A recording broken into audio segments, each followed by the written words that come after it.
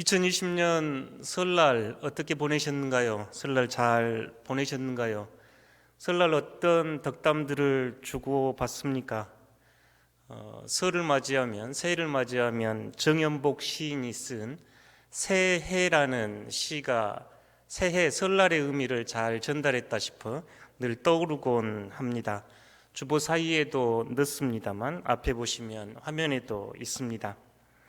새해 정연복, 낡은 마음 훌훌 털어버리고 마음이 새로워져야 새해입니다. 미움과 불평으로 가득했던 마음, 사랑과 감사의 마음으로 바뀌어야 새해입니다. 다쳐서 녹슬었던 마음 활짝 열어 세상을 크고 넓게 바라보아야 새해입니다. 묵은 해가 갔다고 그냥 새해가 오는 게 아니라 새 마음, 새로운 삶이 있어야 새해입니다. 여러분은 어떠신가요? 새해를 맞이하셨는가요? 낡은 마음 훌훌 털어버리고 새 마음으로 맞이하셨습니까? 미움과 원망, 불평 가득했던 마음, 감사와 사랑으로 채우셨는가요? 묵은 해가 그냥 지나가는 것이 새해가 아니라 새 마음으로 새롭게 행동하는 것이 새해라고 이 시인은 말합니다. 여러분은 새해 맞이하셨는가요? 오늘 복음은 저희가 2020년 송구영신 예배 때 드렸던 복음과 비슷한 내용입니다. 그때 복음은 누가복음을 사용해서 오른편에 있는 눈먼 맹인이 예수님을 만나 눈뜸에 대한 이야기를 나누었는데요. 오늘 설날이라 다시 한번 그 주제를 가지고 여러분과 나누어 보고 싶습니다. 저희 예배당에 오시면 저희 왼편에는 2020년 뉴 엑소더스 말씀으로 새로워지는 교회, 이렇게 교회 표가 붙어 있지요. 저희 총회, 저희 교단의 2020년 주제이기도 합니다. 말씀 위에 새로워지는 교회. 그리고 저희 교회는 예수님을 보다 친밀히 알아가고 싶습니다. 예수님을 더 사랑하고 싶습니다. 예수님을 더 가까이 따르고 싶습니다. 이런 바람으로 기도를 하고 있습니다. 이 왼쪽 표어 비전을 그림으로 그리라고 하면 오른쪽 그림이 되겠습니다. 이 두 쪽 교회 예배당 양편에 붙어 있는 표와 그림으로 우리 덕신공동체의 2020년 비전, 신앙의 비전, 영적 여정의 지도로 삼고자 이 양쪽에 걸었습니다. 오늘 복음은 그 내용을 잘 설명하기에 여러분과 함께 나눠보고 싶습니다. 오늘 저희가 복음이 펼쳐지는 마가복음 8장을 이해하기 위해서 중요한 본문은 바로 그 위에 예수님께서 배 위에서 제자들을 가르치시는 내용인데요. 8장에는 예수님이 4,000명을 먹이려 배불리 먹이신 사건 이후에 배를 타고 이동하면서 그 위에서 제자들에게 나눈 대화의 일부입니다. 17절, 18절, 21절을 주목에 삼게 읽어보겠습니다. 예수께서 아시고 이르시되 너희가 어찌 떡이 없으므로 수군거리느냐? 아직도 알지 못하며 깨닫지 못하느냐? 너희 마음이 둔하냐? 너희가 눈이 있어도 보지 못하며 귀가 있어도 듣지 못하느냐? 또 기억하지 못하느냐? 이르시되 아직도 깨닫지 못하시느냐 하시니라. 여러분 어떤 이야기 들리신가요? 저희가 숫자에서 7을 완전수라고 늘 이야기하고 성경에서도 7이 중요한 의미를 갖기도 하지요. 오늘 지금 배 위에서 예수님은 제자들을 향해서 계속 하시는 말씀이 알지 못하느냐, 깨닫지 못하느냐, 마음이 둔하냐, 귀가 있어도 듣지 못하고 눈이 있어도 보지 못하느냐, 기억하지 못하느냐, 왜 깨닫지 못하느냐. 이렇게 혼나보신 적 있으신가요?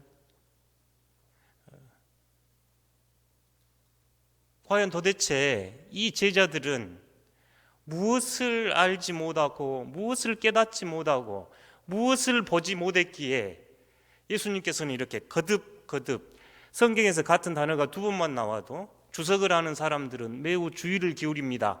왜 이 두 단어를 써가지고 의미를 전달할까? 왜 이렇게 강조로 사용했을까 하는데 무려 7번이나 깨닫지 못하느냐, 알지 못하느냐, 보지 못하느냐, 듣지 못하느냐, 마음이 둔하냐, 기억하지 못하냐. 예수님께서는 거듭 제자들을 다그친 후에 오늘 본문이 등장합니다. 이 말씀을 복음을 듣고 있는 청자들은 아주 자연스럽게 오늘 저희가 복음으로 읽은 한 맹인의 치유 사건이 단지 눈이 멀어 있는 어떤 한 사람의 육체적인 눈을 뜨게 한 복음일 뿐만 아니라 이 복음 안에는 우리가 여전히 눈 뜨고 세상을 보면서도 영적 눈이 가리워진 영적 맹인들, 아직도 깨닫지 못하고 아직도 보지 못하고 알지 못하는 저희들을 향한 복음임을 알 수 있습니다. 신앙에서 보다, 눈을 뜨다는 말씀은 방금 17절, 18절, 21절 말씀에서 썼던 깨닫다, 알다, 기억하다, 알아차리지 못하느냐 동의어들입니다. 그러니까 단순히 육체적으로 볼 뿐만 아니라 이성과 영적인 범주까지 볼 때 본다라는 단어를 쓰는데요. 매우 중요한, 영성과 신학에서도 중요한 단어 중에 하나가 이 보다입니다. 그 오래전에 여러분 영화 아바타 보셨나요? 그 아바타에 처음 만나면 인사를 I see you, 내가 너를 본다 이렇게 인사하지요. 실제로 아프리카 그 줄루족이라고 하는 한 부족의 인사에서 가져왔다고 합니다. 그들은 사우보나 이렇게 이야기하는데 내가 너를 본다 이게 인사말이랍니다. 거기서 가져와서 아바타에서 썼는데요.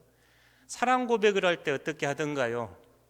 I see you 똑같은 말을 합니다. 그러니까 내가 본다, 내가 사랑한다, 내가 너를 느낀다, 내가 온 존재로 알다 이런 뜻으로 사용했지요. 성경에서 알다라고 하는 단어도 이런 의미를 가지고 있습니다. 실제로 관념적으로 머리로 들어서가 하는 게 아니라 온몸으로 깨우쳐 알 때 알다라는 단어를 썼고 이 알다라는 단어를 헬라어로 번역할 때 보다라는 단어를 썼습니다. 저희가 그 영어 단어 중에 이론할 때 그 theory 이렇게 theory라고 theory라고 하는 영어 단어를 쓰는데요. 이 단어의 어원이 보다 뜻입니다. 보다. 깨닫고 보다 할 때 그 단어 어원이 theoria라고 하는 히라보에서 온 단어입니다. 그래서 이 단어는 기독교 영성에서도 하나님 현존 안에 머무름, 하나님 현존 안에서 깊은 기도의 경험을 가리키는 단어 contemplation, 하나님과 함께 머물러 있음을 쓸 때도 이 단어 보다라는 단어를 씁니다. 그러니 지금 맹인이 치유된 사건은 단순하게 육체적인 눈이 뜨임을 말할 뿐만 아니라 보다 깊은 영적 차원에서 예수님을 제대로 알지 못했던 이들이 예수님을 아는 것, 예수님을 보지 못했던 이들이 예수님을 보는 것, 예수님이 누군지 깨닫지 못했던 이들이 예수님이 누구신지 깨달음으로 초대하는 복음입니다. 지금까지 예수님에 관하여 알았다면 요 눈을 뜨고 보다 이 단어는 이제 예수님을 직접 체험적으로 알다 이런 뜻을 가진 본문이 오늘 복음이라고 하겠습니다. 그러니 짧은 5구절입니다만 영적 여정에서는 신앙을 이해할 때 매우 중요한 복음이 되기도 합니다. 오늘 이 복음을 크게 4단락으로 나누어서 살펴보려고 하는데요. 첫 단계는 복음 내용에 따라 사람들이 손을 잡고 이 한 맹인을 예수님께로 인도하는 단계입니다. 예수님 앞에 이 맹인이 섰습니다. 두 번째 단계는 이 맹인의 손을 잡고 예수님이 마을 밖으로 나가셔서 그의 눈에 침을 바르고 그에게 치유하는 과정이 일어납니다. 세 번째는 이 맹인이 이제 눈이 뜨여 보이기 시작하는데 한 번에 완전하게 보이지를 않고 점진적으로 2번에 걸쳐 이 보이게 됨을 드러내는 보이나이다. 마지막 네 번째 단계는 26절인데요. 눈이 완전히 뜨여 밝히 보이게 된 이 사람에게 예수님은 마을로 가지 마시고 집으로 가십시오, 이렇게 명령하시는 말씀입니다. 이 네 단계를 신앙의 지도로, 영적 여정의 지도로 한번 삼아보고자 합니다.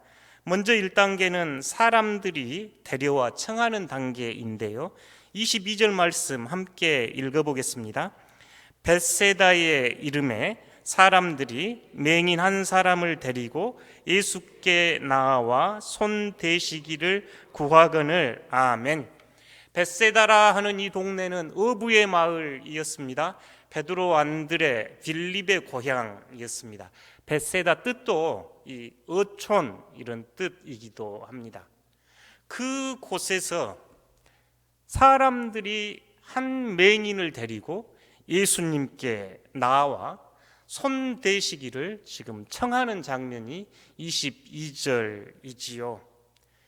저희가 신앙의 여정을 걷기 위해 매우 중요한 첫 걸음이 소개됩니다. 여러분은 어떻게 기독교 신앙을 갖게 되셨는가요? 어떻게 신앙인이 되셨습니까? 어떤 사람들은 태어나면서부터 부모님에게 신앙을 물려받아서 자연스럽게 신앙을 가지게 된 분들 있을 겁니다.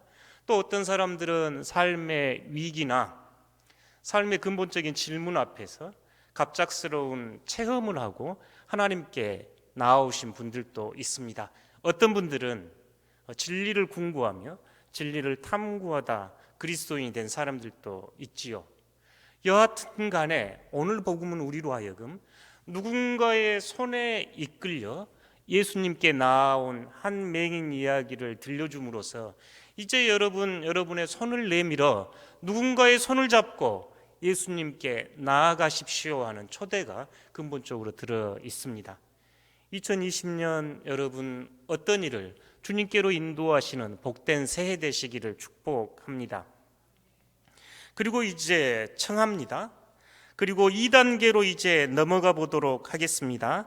23절인데요. 이 23절을 저희가 이해하기 위해서는 구약 성경에 나오는 에레미야나 이사야 말씀을 좀 이해할 필요가 있는데, 구약에서는 하나님이 구원 사건을 이루실 때 그들의 손을 잡고 구원하시는 예언들이 있습니다.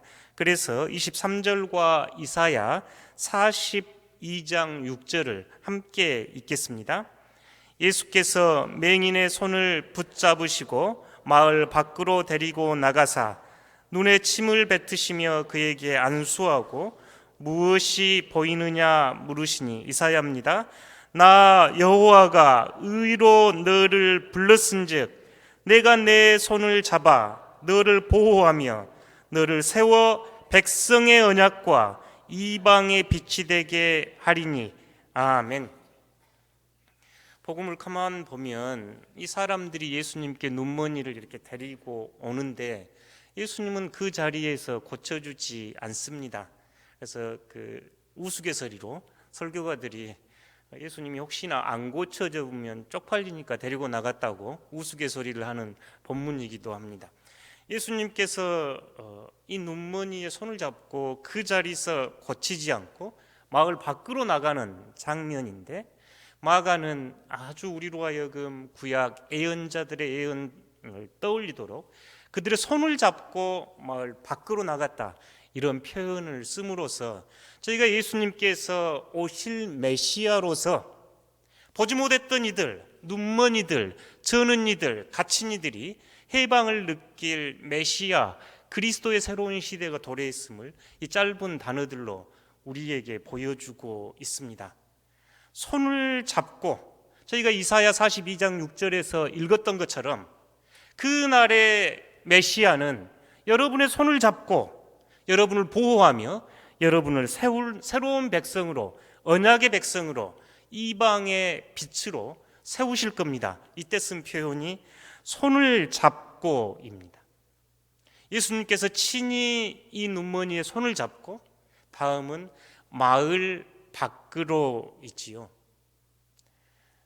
이 마가는 계속해서 예수님의 정체성을 숨겨서 예수님 사역의 은닉성, 숨겨진 메시아 이렇게 주의를 하기도 하고, 이 마을 밖으로 할 때 이 밖으로가 우리 비전에서 보시면 엑소더스 할 때, 출애굽할 때 엑소 그런 뜻입니다. 밖으로, 길 밖으로 나가다 이럴 때 엑소더스 쓸 때가 이 단어입니다. 예수님이 손을 잡고 마을 밖으로 나갔습니다. 이 말을 읽는 독자와 청중들은 예수님께서 새로운 출애굽을 단행하시는 것을 상상하며 떠올릴 수 있습니다. 그 옛날 이스라엘 백성들이 애굽에서 신음하고 그 억압 속에서 짓눌렸을 때 하나님께서 그들의 고통을 보고 듣고 알고 내려가서 그들을 인도하여 데려가노라 하노라 했던 출애굽의 사건이 지금 이루어지고 있는 장면입니다. 그 옛날 출애굽은 애굽에서 가나안으로 출애굽이었다면 2020년 새로운 출애굽은 눈먼 맹인에서 눈뜸의 세계로 출애굽입니다. 예수님께서 친히 출애굽의 인도자가 되시고 6월절 어린 양이 되셔서 십자가의 구원 사건을 펼쳐 보이는 것이 복음 이야기의 중심에 놓여 있지요. 그러니 보고 듣고 깨닫지 못하는 이들을 향해서 새로운 출애굽이 시작됐습니다. 나와 함께 이 출애굽을 감행해야 합니다라고 지금 이 복음은 여러분을 초대하고 있습니다. 그 옛날 출애굽은 하나님께서 주도하셨고 광야에서 불기둥, 구름기둥으로 광야의 모든 과정들을 하나님이 주도해 나가셨듯이 오늘 복음은 이 출애굽의 과정 중심에 예수님께서 계시고 예수님께서 이끌어 가심을 드러냅니다. 변화의 결정적인 요인은 예수님입니다. 저희가 새 마음, 새로운 삶, 변화된 삶은 노래할 때 그 결정적인 요인이 예수님임을 보여주고 있습니다. 새로운 영적 성장의 세계로, 새로운 비전으로, 새로운 출애굽을 꿈꾸신가요? 그러면 예수님을 주목하고 예수님을 바라보고 예수님을 깊이 생각하셔야 합니다. 한 살 더 드시면 좋으신가요? 우리 어르신들은 더 안 드시면 좋겠고 우리 어린 학생들은 한 살이라도 더 먹으면 좋겠다 싶고 이렇지요. 한 살 더 먹는다는 의미가 뭔가요? 신앙에서 한 해 더 신앙의 경륜이, 신앙의 영륜이, 연륜이 쌓여가는 것은 어떤 의미가 있습니까?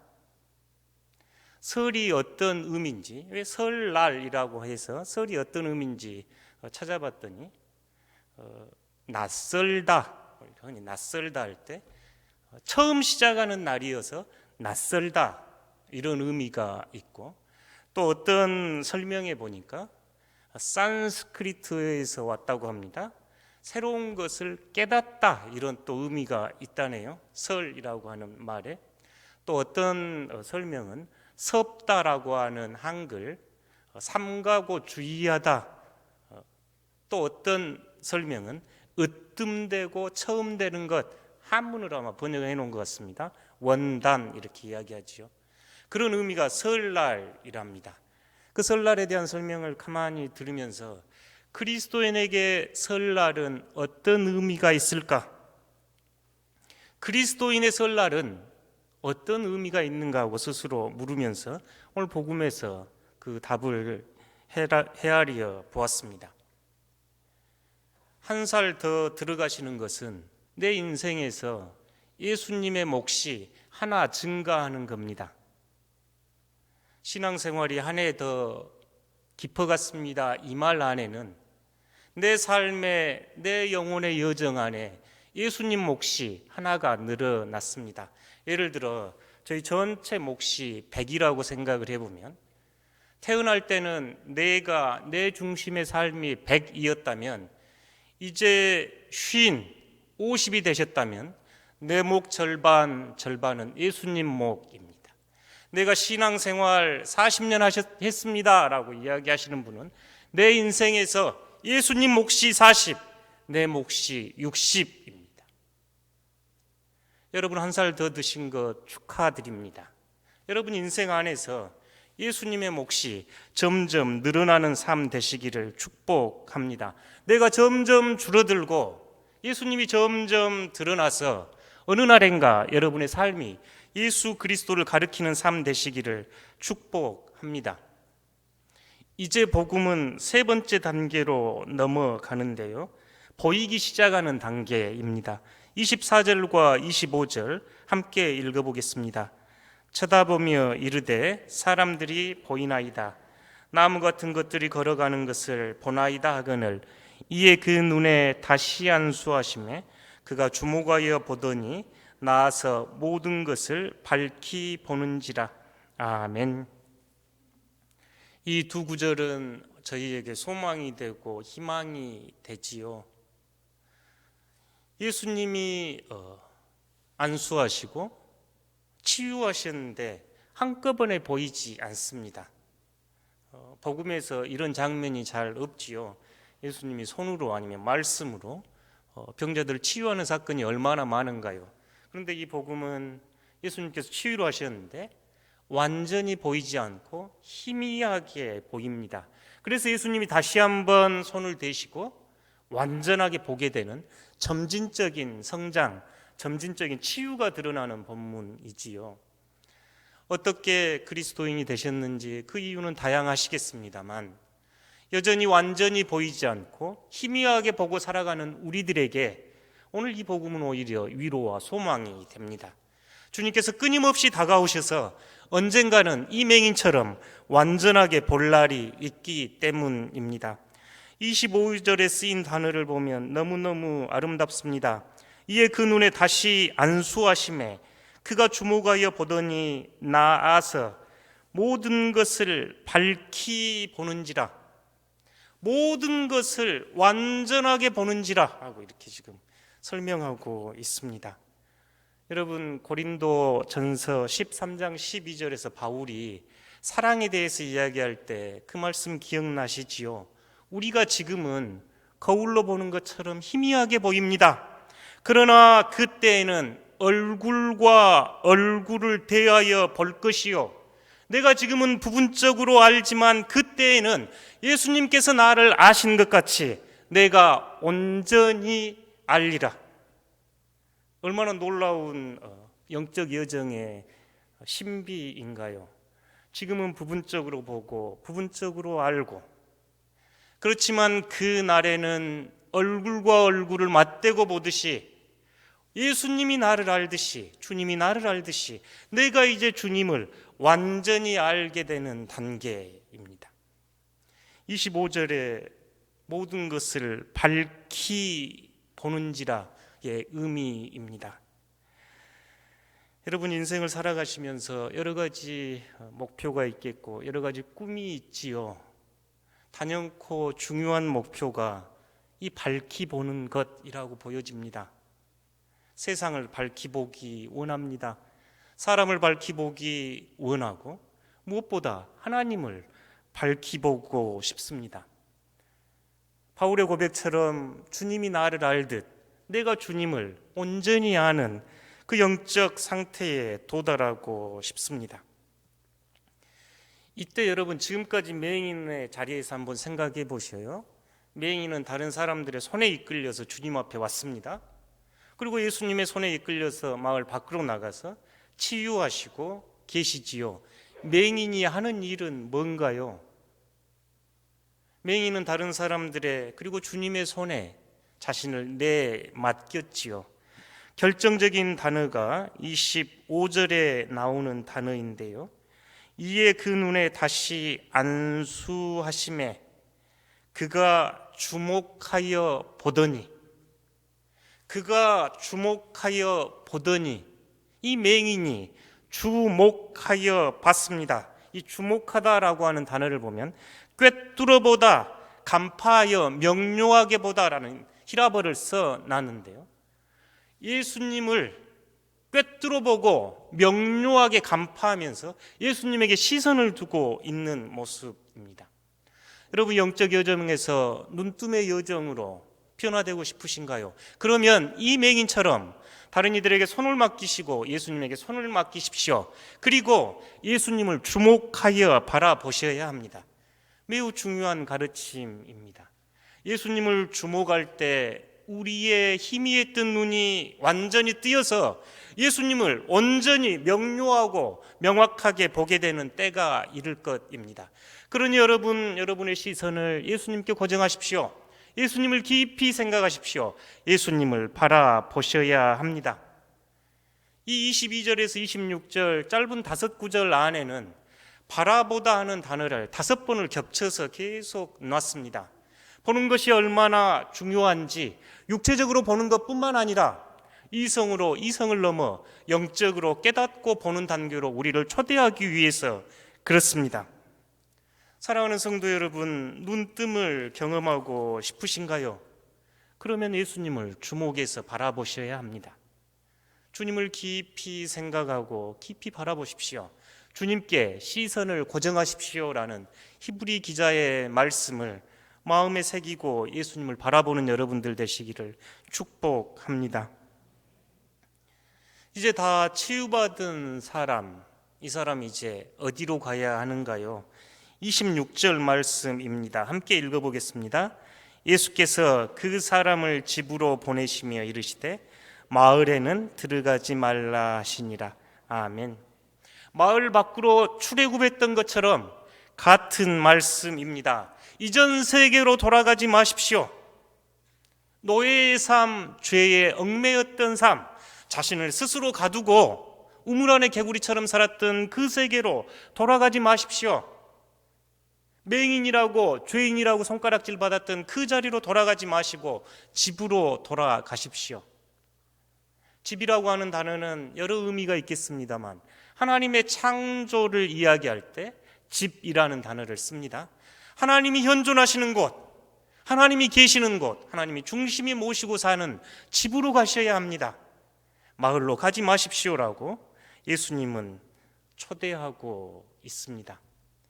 출애굽을 따라 나섰던 이스라엘 백성들 생각하면 쉽게 이해가 됩니다. 그들은 광야에서 배고프고 목마를 때 그들은 모세를 원망하며 애굽에 있었으면 가마솥가에 기름 냄새라도 맡았을 텐데 하면서 그들을 원망하면서 애굽으로 돌아가고 싶어 했던 그들의 모습입니다. 새로운 눈뜸의 세계는 매우 경이롭고 황홀한 세계이면서도 위험한 세계입니다. 자신의 삶을 완전히 바꾼 세계이니 위험이 도사리고 있는 세계이지만 우리가 가야 할 출애굽의 세계입니다. 그래서 여러분 복음송가 부르실 때 주님 뜻대로 살기로 했네, 나 뒤돌아서지 않겠네 하며 찬양하시지요. 눈을 뜬 이들은 다시 과거로 돌아가시면 안 됩니다. 주님의 현존 안에 거하며 주님과 동행하는 삶을 사셔야 합니다. 이제 말씀을 맺어보려고 합니다. 오늘 저희가 묵상한 맹인 치유 사건은 단순하게 한 맹인이 눈뜬 이야기는 아닙니다. 오늘 예수님을 사랑하는 모든 이들에게 새롭게 눈뜸으로 새 마음과 새 삶을 살아가라는 설날의 초대가 들어 있습니다. 여러분 어떻게 응답하시겠는가요? 두 가지만 말씀을 드리고 말씀을 맺겠습니다. 10여 년 전에 나왔던 한 기사인데요. 연말에 여기 담양에 사시는 한 분 이야기가 소개됐습니다. 중요 그 일간지 제1면에 요새 같으면 정치 문제나 경제 문제를 다루지 않고 한 사람 이야기가 소개됐는데요. 이 사람 이야기가 매우 특이하게 제목이 27년 만에 본 아름답고 이상한 세상, 27년 만에 본 아름답고 이상한 세상이라고 하는 기사였습니다. 내용은 41세 된 이 농부가 각막 수술을 통해서 시력을 회복한 이야기인데요. 그분은 원래 7살 때 눈이 다쳐서 14살 때 완전 실명하게 됐습니다. 그리고 27년이 지난 41살 때 수술을 해서 지금 다시 눈이 뜨게 된 분입니다. 그분의 글은 이렇게 표현이 되어 있습니다. 수술 직후 한 줄기 빛이 오른쪽 눈으로 들어오는 순간 그의 시야에 처음으로 포착된 것은 그의 아내와 세 아들들의 얼굴이었다. 처음 보는 그의 아내와 아들들의 얼굴과 피부 빛이 얼마나 아름답고 곱게 느껴졌던지 그는 연신 고와 하면서 눈물을 흘렸다. 이어서 그는 밖으로 나와 석양으로 물든 빨간 하늘빛이 얼마나 예쁜지 넋을 잃고 멍하니 한참을 바라보았다고 한다. 바람에 흔들리는 대나무, 날아가는 새, 세차게 휘몰아치는 눈보라, 그리고 서서히 깊어가는 어둠의 신비, 마침내 밤하늘에 빛나는 달과 별, 그 어느 것 하나 황홀하고 아름답지 않는 것이 하나도 없었다고 그는 말한다. 그리고 그는 이 모든 것을 그렇게 느끼지 못하는 사람들이 한동안 너무나 답답했다고 고백하고 있었다. 그래서 아름답고 이상한 세상이라고 타이틀이 붙었습니다. 27년 만에 눈을 처음 본 아내와 아이들의 모습이 얼마나 아름다웠는지 고와를 연신 연거푸 이야기하는 이분. 밖에 나와보니 하늘도 새들도 구름도 눈보라도 그렇게 아름답고 장엄한 세상임에도 많은 이들이 그 장엄함을 바라보지 못한 것이 이상한 세상이라고 이야기합니다. 눈뜬 이들이 바라본 세상은 창조의 아름다움을 바라볼 수 있는 세상입니다. 연신 고와했듯이 나와 함께 지내는 이들이 하나님의 사랑받는 소중한 자들로 아름다운 이들을 바라볼 수 있는 눈입니다. 저희가 오늘 찬송가 288장 예수로 나의 구주 삼고 불렀는데요. 이 찬송가 왼쪽 위편에 보시면 작사가가 크로스비라고 쓰여 있지요. 이 크로스비 여사도 생후 6주 만에 시력을 잃었다고 합니다. 그런데 이분은 저희 찬송가 안에 20여 편의 찬송가를 남긴 아주 유명한 분입니다. 그는 비록 눈은 보이지 않았지만 그의 영혼은 하나님을 찬양했고 예수님을 주목하기에 충분했습니다. 우리가 288장 3절 다시 한번 펼쳐보시기 바랍니다. 이 크로스비 작사가는 이렇게 이야기하지요. 주 안의 기쁨 누림으로 마음의 풍랑이 잔잔하니 세상과 나는 간고 덥고 오직 구속한 주만 바라보다.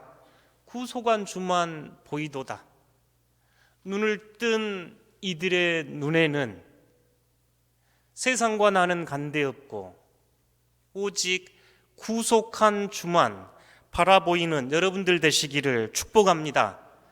이 고백처럼 이것이 나의 간증이요 이것이 나의 찬송이라고 고백하는 사랑하는 성도 여러분 되시기를 축복합니다. 2020년 새로운 설날, 새로운 여정, 새로운 출애굽을 다시 한번 단행합니다. 묵은해가 같다고 새해가 아닙니다. 새 마음으로 새롭게 사셔야 새해입니다. 다쳤던 마음, 작은 마음 깨뜨리고 넓고 광대한 마음 가지셔야 새해가 됩니다. 2020년 누군가를 그리스도께로 인도하는 사람이 되십시오.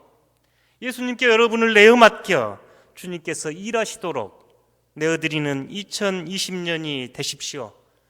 이를 위해 주님께 시선을 고정하고 주님을 바라보고 새롭게 눈뜨시는 복된 2020년 되시기를 축복합니다. 함께 기도하겠습니다.